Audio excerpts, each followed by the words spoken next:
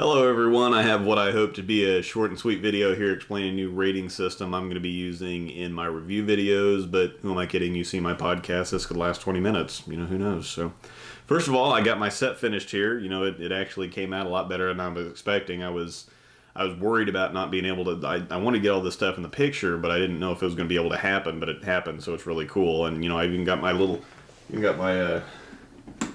got my light up PBR sign here, so now it feels like we're really talking bowling now. So anyway, for my videos, I wanted to start using some kind of a rating, something mathematical that I could use to show on paper how I felt about a ball. I know I can get talking and use some different or creative descriptions, and I've lost some people at times, so I wanted to make it a little bit clearer and also kind of make me stick to a little bit more of a structure. It's going to be a little bit different than your typical rating system, so that's why the video, I tried the typical 1 through 10 system, but I found it was just too, it was too general. It put a bunch of balls with a bunch of numbers that I didn't really agree with, but I couldn't, I get a number in my head and then I couldn't change it because of one thing, but it needed to be higher because of one feature of the ball, it needed to be lower because of another feature, so just too many balls with numbers I didn't fully agree with, but I couldn't really justify changing. So, for example, if I was rating the Code Red, the Show Off, and the Hustle Ink, the Code Red and Show Off would get a 9, the Hustle Ink would get a 10. But I don't like the Code Red rating because in terms of ball reaction, it's a 10. It's a great ball, but I think the Hustle Ink is even that much better, so I can't rate it the same. And in terms of hook potential and overall value, it's at a premium. The Code Red's at a premium price point, but it doesn't hook quite as much as other balls at that price point. So that should knock it down a few points to an 8. But then I circle right back around to how can I justify giving such a great ball that low of a rating? Now, if you look at the Show Off, it really only gets a 9 because it's an insane amount of hook for a ball at that price point. I mean, it hooks a full arrow more than anything else on the market at that price point, but at the same time, it's kind of a one-trick pony. I mean, just because it hooks a ton doesn't mean it's a great ball, and it kind of has a limited amount of conditions it's usable on. I don't think it deserves a 9 on ball reaction, but it definitely deserves a 9 or higher on value. Now, when it comes to the Hustle Ink, I think it, obviously I'm a big fan, so I think it really deserves higher than a 10, but I'm not going to be one of those people that says, well, it's a 15 out of 10, because that just doesn't math. I'm not going to do that. That doesn't... All that really does is just kind of invalidate the whole system when you start making stuff up. So after that, I tried making a few different categories and using the 1 to 10 scale, but that didn't really work for me either because you're still giving numbers to a certain feature, even if it's not that great, or even if it's just flat out a negative. So I didn't want to. I wanted to build something that would reflect more of a pros and cons type system numerically. Another part of it is that anytime somebody gives a rating, it can be kind of subjective. So if I rate a certain ball a certain thing, you may not feel the same way about that ball. Somebody else may not feel the same way about that ball. So I realized that everything I say is kind of subjective. I try to be as objective as possible, but you having a different style, different conditions, the ball might react totally different for you. I'm just trying to do the best that I can to at least give you some information.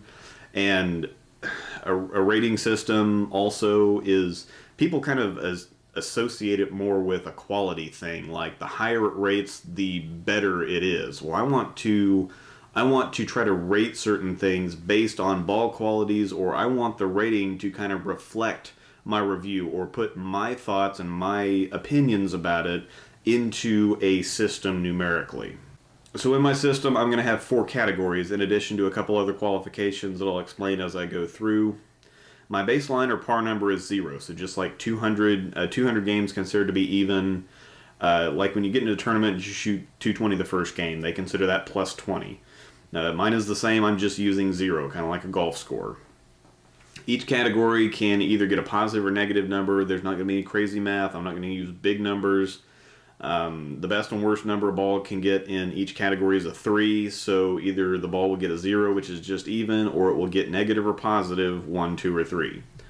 The first category is value, and it's basically the price to performance relationship, or how good the ball is for what it costs. And this is going to, it kind of factors in a couple different of the ratings.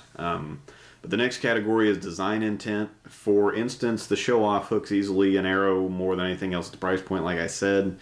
but it's in the HP2 line and builds a medium oil ball. So if you buy one based off how it's advertised, you're probably not going to be very happy. So the show off is an easy -3 as far as design intent goes. The third category is hook. Now, seeing that hook comes in several different varieties, it's going to be just kind of an overall measure of ball strength, and I also have a qualification to go with that, which will be shot shape. Some balls are dull and have a lot of traction but don't move much on the back end. They still hook a lot, they're just not super obvious about it. While some balls don't budge until they hit friction, then they turn sideways. This is generally misinterpreted as hook, or the visible movement that you can see on the ball. But that's another topic for another video that I'll get into later. So while I'd say the IQ Tour Solid and High Road are about as equal as far as hook potential goes, they look pretty different going down the lane. So the category number will be based on total hook, just how much the ball hooks, and then the explanation about shot shape along with it. Last category is versatility in all forms, whether it's versatile on the lanes, so for several different conditions, or if it fits a lot of different styles, or kind of both. So it's just a general overall versatility rating for what I think. The final qualification, which kind of accompanies versatility, is condition type. Some balls may be very good on sport patterns, but kind of tragic on house patterns like the No Rules Exist. Would never see any reason to take the Exist to league, but to a college tournament, regional something, it and the Trick would be the first two balls that I'd pack. So let's try to go through a couple balls to kind of try out the system here. I'll use the ones I was talking about earlier, so we'll start with the Code Red. As far as value goes, I'd give it a 0, so it's just even. It's a premier price ball, but it's a premier performance, so you're kind of getting exactly what you paid for there. For design intent, it would get a 2. It does exactly what they say it does, but given the weaker cover, it doesn't exactly hook as much as other balls at the price point, so that's what keeps it from getting a 3. For hook, it gets a -1 for the same reason. It doesn't quite hook as much as other balls that cost as much as it does, but it's pretty close. The shot shape is a clean arc. It gets down the lane easy, and while it's firm off the break point, it's not jerky. It's visible and consistent. That's basically what clean means, is that the ball reaction is very easy to read, and it's consistent, and it's decisive. It's also an arc because it doesn't jerk, or it doesn't flip, or doesn't stand up or stop and go straight. It kind of has that arc motion all the way into the pins. I won't be this wordy on stuff during the actual reviews, just kind of describing the example. Finally, the rating for versatility would be a 3. It covers a wide variety of conditions for a wide variety of styles. It's just very easy to use and adjust to. It's got such a wide range of things it's good for and people it's good for, so versatility gets to the 3. I've also seen it used a lot on sport patterns. Most of the time it has the shine knocked off of it, but it looks really good for a lot of people on tougher conditions too. In the description of the review videos, I'll also include a recap so that you don't have to do all the math. I'll have everything down there in the description. So I'll give you a final composite rating for it, which for the Code Red is a +4. The higher the plus number is, obviously, the more I'd probably recommend the ball, or the better I think it is. And if it's a negative number, that's going to be some warning flags. But the point of having the categories is so that you can have more specific measures of ball quality than just saying it's a 9 out of 10. Again, if I say that the show off's a 9 out of 10, you go buy it for medium conditions and then can't keep it on the lane, it's not really a 9 out of 10 for you. So if we go to the show off and go through it quickly, value gets +1 because it's a lot of bang for your buck, but it takes a hit on the performance. Design intent, like I said earlier, is an easy -3. It hooks way too much for how they're billing it. It's just way too much ball to be in the HP2 line. Now for hook, it goes right back to a +3.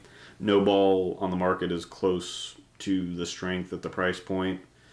And the shot shape is a strong arc. It's got a lot of traction, but it has a strong and firm move on the back end. And finally, for versatility, it gets a -2. It needs oil. It needs a lot of it. It needs a crap load of it in the heads.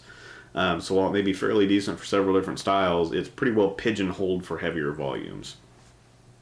I didn't really like it with the polish on either, because it's a pretty cover dominant ball. When you tame down the cover, it got kind of lazy and soft for me. Definitely more a sport ball than a house condition ball, unless you have a really heavy house condition for league or just need to work some transition a little bit faster. The show-off total rating is a -1, but here's where it's important to pay attention to the individual rating so that you can do some of your own math. If you understand based on my design intent rating that this ball is way more than it's supposed to, the hook's way more than it's supposed to be, and you do want a lot of hook and you want it as cheap as you can get it, this could be a really good thing for you. So just because it ends up with a total rating in the negative, that doesn't mean it's not still what you're looking for. So if you want a ton of hook for the price, all you have to do is go to the description and see hook is +3 and value is +4. Hook is +3 and value is +1, so this might be a +4 ball if you're not really worried about design intent or versatility. Just the same, if you want a medium oil ball that you're going to be able to use on a lot of different conditions and you see design intent at 3 and versatility at -2, your personal rating is a -5, so you know that ball is going to be an absolute no for you regardless of any of the other categories.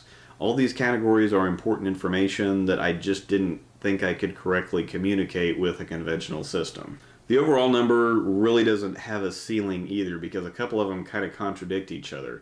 Just like the show-off, it had hook at +3, so it's probably not going to hit a +3 on design intent. The only way that would happen would be on something like the Sherlock, which I would put at a +2 on hook and probably a +1 or +2 on design intent, because it's the most aggressive ball in the market. I even think that they kind of outdid themselves a little. So in that case, having plus numbers in both those categories would be a positive thing. However, that doesn't mean that it's an automatic -3 on versatility either. Yeah, you need an absolute flood to throw it on, but it's good for a lot of people, and it's really simple to understand. It just flat hooks, so those two factors would offset, and I'd put versatility right at a 0 for the Sherlock. Anyway, moving to the Hustle Inc. here. Trying to simplify it even further now that you've got the idea, on value gets +3 because what you get for the price is insane in my opinion. Design intent's a +2 because aside from it being a touch strong for the price point at HP1, they absolutely nailed what they were going for. Hook's a +1 because again, touch strong for the price point, but it's not crazy. Like, it's not show off crazy, like it hooks way too much. The shot shape's a clean hard arc, it glides down the lane, and it doesn't snap, but it picks up firmly and really drives through the pins. And versatility is a +2. It covers virtually everything but the heaviest conditions, obviously. If you get on a flood, it's an HP1 ball, and it doesn't hook a stupid amount, so it's just... it covers a lot of things for a lot of different people on a lot of different conditions, everything but like really heavy oil. And I really haven't seen anybody that it hasn't looked outstanding for. So I've used both of mine that have different layouts and different surfaces successfully on several different conditions, both sport and house. Overall rating for the Hustle Inc.'s +8. That's probably going to be as good as any rating on my system gets. I'm going to go back and retroactively add ratings to the descriptions of my older videos. I can also provide them upon request, so if you just comment on one of the videos and ask me what I think of it. It doesn't have to be, you comment on the show-off video and ask me what my rating is for the Code Red, and I'll just tell you. But anyway, I might try to put the list on ballreviews.com and just see if they'll pin it to the top of the Storm or Roto forums or something.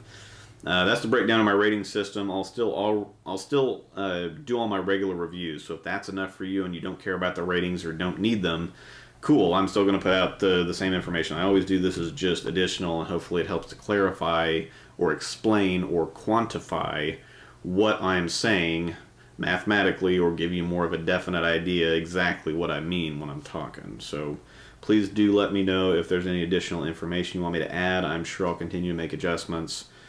And will at least let you know why I don't include certain things. So thanks for watching, and we'll see you on the next one. And, hopefully all the previous ones too. Go back and check those out.